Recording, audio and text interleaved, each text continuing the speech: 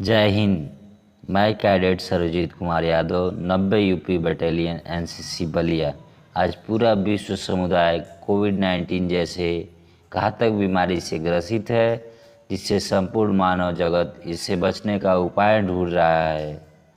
ऐसे में हमारे देश के प्रधानमंत्री माननीय श्री नरेंद्र मोदी जी ने हमारे समाज के प्रत्येक वर्ग से अलग अलग रहते हुए योगा के जरिए अपने तथा अपने परिवार को स्वस्थ रखने का आह्वान किया है।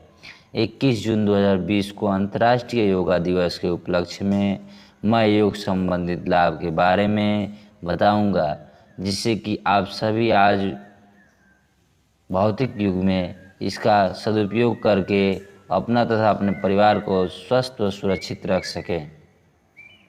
वैसे तो योगा से अनेक लाभ हैं, किंतु मुख्य रूप से योगा के 5 प्रमुख लाभ इस प्रकार से हैं। First, all round fitness means सभी प्रकार की शारीरिक दक्षता। सेकेंड, वेट लॉस मीन्स वजन को कम करने का तरीका। थर्ड, स्ट्रेस रिलीफ यानी तनाव में कमी। फोर्थ, इनर पीस यानी अंतरात्मा की शांति। 5, इम्प्रूव ऑफ इम्यूनिटी का विकास। योग में यह 5 लाभ शामिल हैं। योगा के इन्हीं 5 लाभों को ध्यान में रखते हुए भिन्न भिन्न प्रकार के योग इस प्रकार करें। आसन सुविधापूर्ण एकचित होकर और स्थिर होकर बैठने को आसन कहते हैं। आसन में आज हमारा पहला आसन होगा वज्रासन। वज्रासन करने की विधि: पहला, पैरों को मोड़कर दोनों घुटनों पर खड़े हो जाएं। दूसरा, दोनों पैरों के पंजे को पीछे की ओर इस प्रकार फैलाएं कि दोनों पैरों के अंगूठे एक दूसरे से मिले रहें और एड़ियाँ दूर दूर रहें। अब एड़ियों के ऊपर बैठ जाएं। सिर, गर्दन एवं मेरुदंड को बिल्कुल एक सीध में रखें। दोनों घुटनों को मिलाकर रखें और दोनों हाथों को घुटनों पर रखें। अब सांस को अंदर भरें तथा छाती को बाहर निकालें। जब सांस निकालना हो तो पूरा सांस बाहर निकालकर फिर से सांस भर लें। इस प्रकार कम से कम 1 मिनट तक इसका अभ्यास जरूर करें। वज्रासन से लाभ क्या क्या है?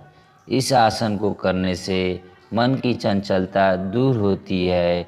इस आसन को आप कभी भी कर सकते हैं, यहाँ तक भोजन करने के बाद भी इस आसन को कर सकते हैं। यह आसन पाचन क्रिया के विकारों को दूर करता है तथा घुटनों के दर्द में भी यह आसन लाभदायक है। अब हमारा दूसरा आसन होगा वृक्षासन।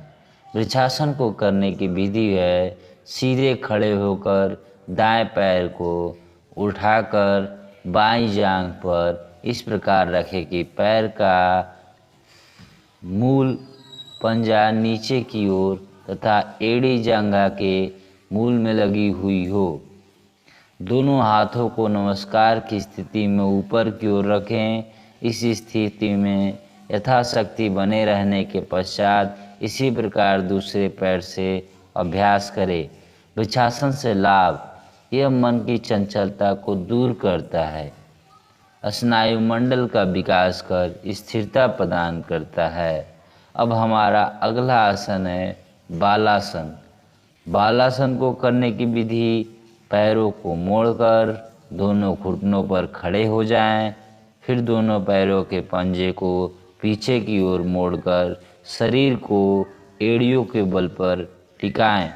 अब एड़ियों के ऊपर बैठ जाएं, सिर को जमीन पर लगाएं और हाथों को सीधा रखें।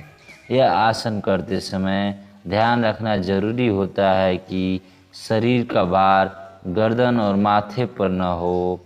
बालासन से लाभ: इस आसन से मेरुदंड मजबूत होता है और कमर से संबंधित विकार दूर होता है।